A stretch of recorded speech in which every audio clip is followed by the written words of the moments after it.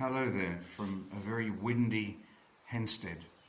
Henstead is about 3 miles from my home, and I usually cycle here in the mornings to come and pray because this is one of the only churches in my area that actually has a porchway. I don't know if you can see. There's a nice long bench and it's all under cover here, and I can sit down and pray. It really struck me this morning as I sat here. I was reading the 4th chapter of the book of Colossians.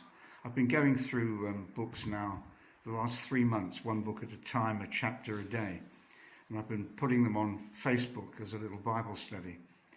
Well, the 4th chapter of Colossians finishes with Paul speaking to various members of the different churches in Colossae. And he's spending a little bit of time encouraging them, exhorting them, and sometimes, of course, he speaks into their behaviour, and he tries to put things right where things are wrong. But the important thing that Paul was trying to stress was when he was sending people to these people and getting them to be in fellowship with one another, that they would be encouraged. And of course, in the world at the moment, we can't do that. As you see, the doors are tightly shut. Our fellowship is only two-dimensional on places like Zoom and Messenger, and we're just online. I don't know about you, but I'm starting to feel very much in need of fellowship, very much in need to be able to see my brothers and sisters in the flesh, and not just see them on a flat screen. So I'm just simply saying this morning that I think it's time that we stop being so silent. We start to speak up and say that we want our churches open. We're starting to see businesses open. We can see that we can walk straight into a supermarket. Oh yes, we've got all these measures in place. Well, who's to say we can't have those measures in place with our churches for the time being, that we can at least be open? So to be able to encourage one another, to see one another, yes, and at times to touch one another. I don't believe that we should be cowering in such fear. But for those of us who still feel sensitive like that, well, we can still meet.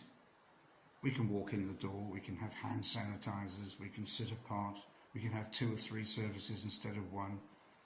I'm sure it probably would make use of the gifts of a lot of people that can speak in front and exhort people, and maybe they don't even know that they've got that gift. Maybe they could discover it. So this morning I'm trying to just encourage you and just to say, well, don't be silent. Don't just look out the window. Don't just look in. Be somebody that wants to participate. So maybe write a letter. Write a letter to your MP. Say you want the church open. Write a letter to Boris Johnson. It's vital that we get together again. Paul even tells us, if it was Paul that wrote Hebrews, I don't know, but it says in the book of Hebrews, neglect not the meeting of yourselves together. And I think that is a vital thing. So I will exhort you this morning. Pray, and maybe take a pen and paper. Maybe put something on Facebook, on Twitter. Start something up that would just possibly, people will be able to see that you are really concerned about that issue. I just feel at times Christians don't speak up. We're too quiet. We're too silent. It's time we spoke up for our Lord Jesus. Talk to you again soon. Maybe next time I'll come with a poem as well. Bye for now.